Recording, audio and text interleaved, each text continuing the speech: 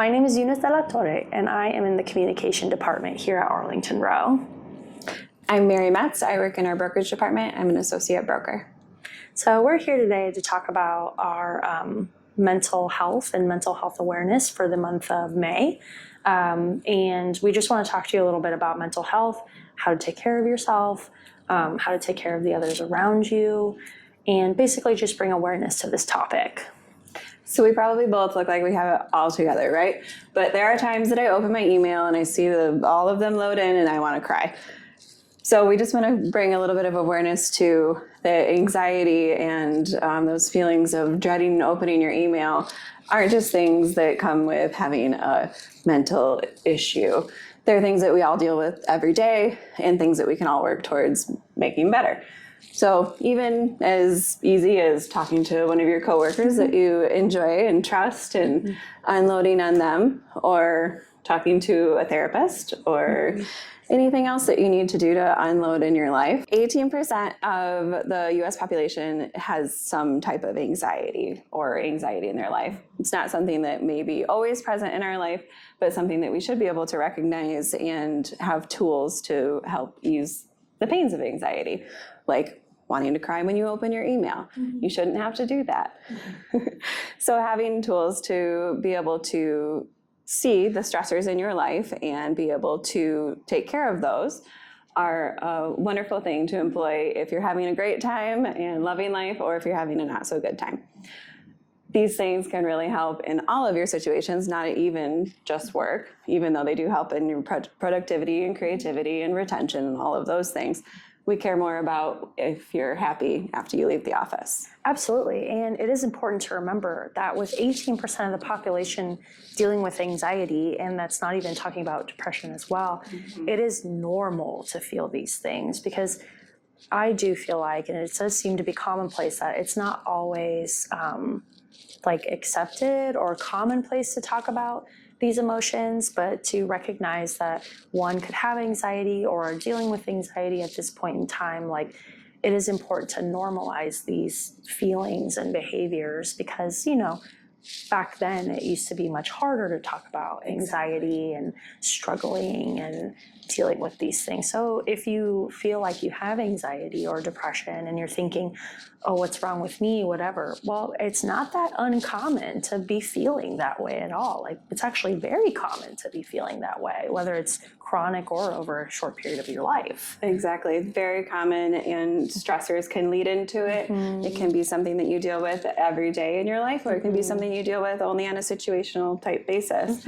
But being able to recognize that within yourself, or even other people in your life or coworkers, and having the empathy and compassion to see that someone might be having some issues with anxiety or just not having a great day, and be able to come at that person with the empathy to help them get into a better place is only going to make your workplace and your life and your relationships that much better and stronger. Absolutely. And not only having empathy for other people in your life, but empathy for yourself as well.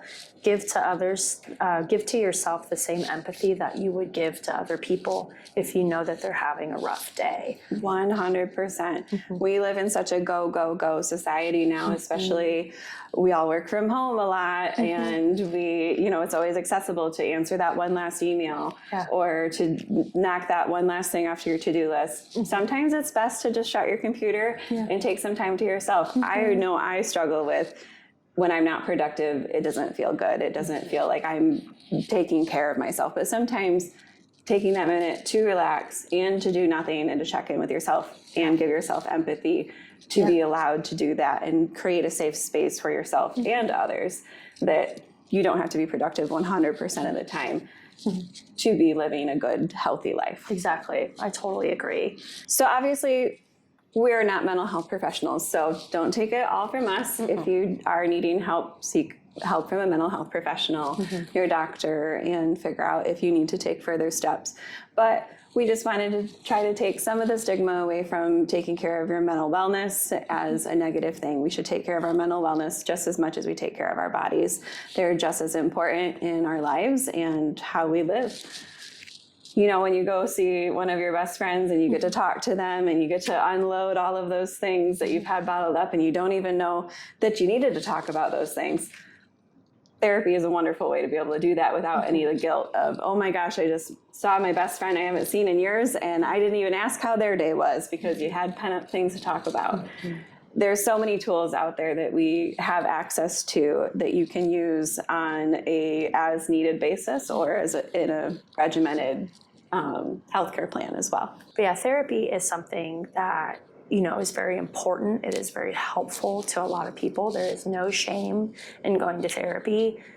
You would never tell somebody who has a broken leg not to go to the hospital and to not take care of their physical health. So in the same way that Mary mentioned, going to therapy, seeking out those resources, going to your doctor, taking antidepressants and other medication is taking care of your mental health in the same way that you would be taking care of your physical health. So there's no shame. There's nothing wrong with doing that. You have to take care of yourself in any way, the same way that you would take care of yourself physically.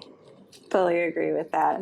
I love my therapist. I've run the gambit on anxiety meds or talking to my therapist and as much or as little as I want or need. And it's just a lovely way that you get to talk to someone and it's not, hey, I've got 5 minutes. Let's go. Let's hear what you have to say. It's a scheduled time where you get to be able to process your thoughts. It's a safe space to be able to talk about what you have going on in your own life and to be able to unload the things that may be bothering you or things that you don't even know that you need to talk about. Just being able to say the words out loud and let your brain kind of free flow and talk. I find that a lot of times I wind up figuring out something that's bothering me and the root cause of it, and then I can just address that. And it's just... I think it's a wonderful thing.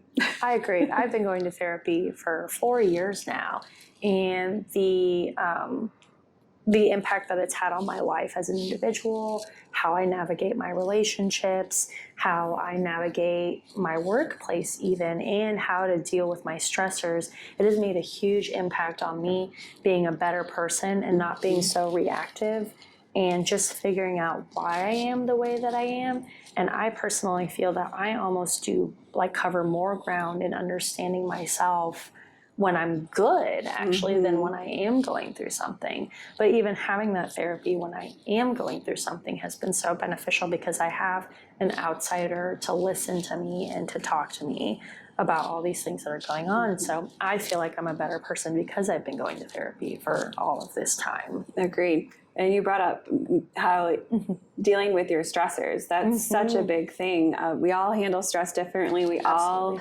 get stressed at different points. You know, I may be able to carry 2 things in my hand, but you can carry 10 and you can handle a lot more stress. But being able to recognize that and knowing when you are reaching that point of that you need to stop and learning your own boundaries and how to set boundaries with other people to be able to make sure that you aren't being overloaded by stress can very much change the happiness that you have in your life and the peace and calm that is there.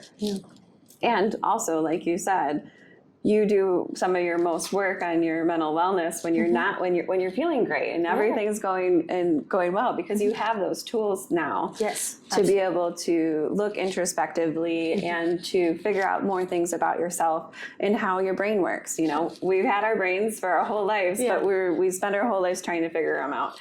Absolutely. And the better that we know ourselves, the better that we can treat other people and just be better people in society. Yeah, absolutely. Well, we just wanted to thank you for taking the time to listen today. Mental wellness is so important, and I think it often gets overlooked because you can't see it, just like you can see a physical injury. So seriously, thank you for taking the time to listen. We hope that you take care of yourselves, and we hope that mental wellness is something that you can focus on in your life. Take care of yourself and your mental wellness.